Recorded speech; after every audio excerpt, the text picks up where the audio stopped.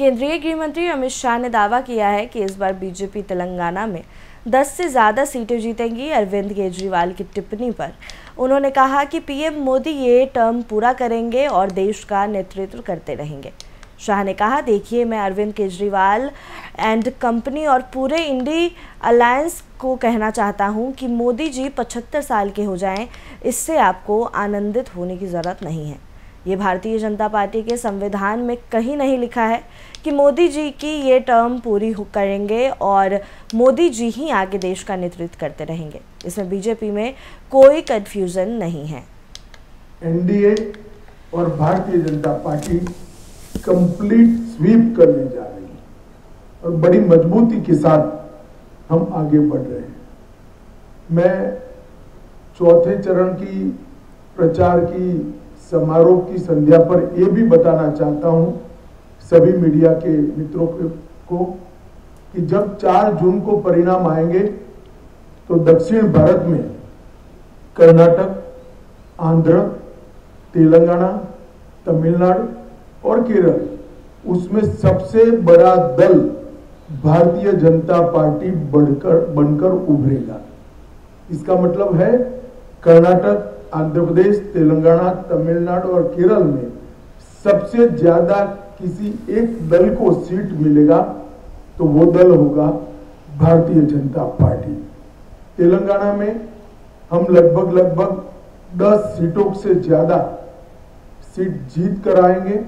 13 सीटों पर हमारी स्थिति बहुत अच्छी है, मगर 10 से ज्यादा सीटें तेलंगाना में भारतीय जनता पार्टी जीत कर आएगी। मित्रों, कांग्रेस पार्टी आज अपीसमेंट की पॉलिटिक्स के लिए, अपनी वोट बैंक के लिए इस कगार पर पहुंची है कि वो और उनके साथी नेता मणिशंकर अय्यर जी और फारूक अब्दुल्ला जी एटम बॉम्ब पाकिस्तान के पास है ऐसा कहकर पाक ऑक्यूपाई कश्मीर को ताक पर रखने की बात करें। मैं इस अप्रोच की घोर निंदा करता हूं। भारतीय जनता पार्टी मानती है कि हम कभी भी पाक ऑक्यूपाई कश्मीर पर से हमारा अधिकार जाने नहीं देंगे। पाक ऑक्यूपाई कश्मीर भारत का हिस्सा है। ये इतने डेस्परेट हो गए कि झूठ फैलाने से बाज नहीं आते। वो कह रहे हैं मोदी जी को 400 सीटें मिली तो मोदी जी आरक्षण को समाप्त कर देंगे। मैं आज आप लोगों के माध्यम से देश की जनता और विशेषकर तेलंगाना की जनता के सामने स्पष्ट करना चाहता हूं, 10 साल से मोदी जी के पास पूर्ण बहुमत। भारतीय जनता पार्टी ने कभी रिजर्वेशन को हाथ नहीं लगाया। हमने हमारे पूर्ण बहुमत का उपयोग धारा 370 को समाप्त करने के लिए किया, यूसीसी लाने के लिए किया। हमारे पूर्ण बहुमत का उपयोग हमने ट्रिपल तलाक समाप्त करने के लिए किया, राम जन्मभूमि के मंदिर बनाने के लिए किया। कांग्रेस पार्टी एक झूठ बोल रही है और झूठ बोले तब तक तो समझ में आता है।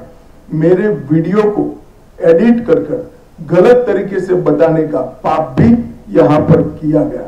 मित्रों, ये कहते हैं जी विकास के मामले में 75 साल के सारे रिकॉर्ड तोड़कर एक ऐसे प्रधानमंत्री बनकर उभरे हैं जिन्होंने देश की जनता के सामने एक लक्ष्य रखा है कि जब देश की आजादी की शताब्दी मनाई जाएगी 2047 में, तब भारत पूर्ण विकसित देश होगा और हर क्षेत्र में दुनिया में पहले नंबर पर होगा।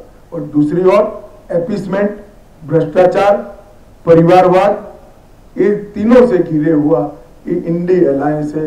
देश की जनता स्पष्ट रूप से मानती है कि मोदी जी के नेतृत्व के साथ रहना है।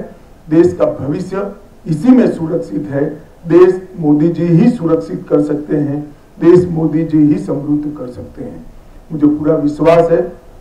मैं अपील करना चाहता हूं, अगले 3 चरण की तरह ही चौथे चरण में भी बढ़ चढ़कर भारतीय जनता पार्टी और उसके साथी दलों का आप समर्थन करिए और मोदी जी को एक निर्णायक लीड की ओर पहुंचाइए। धन्यवाद।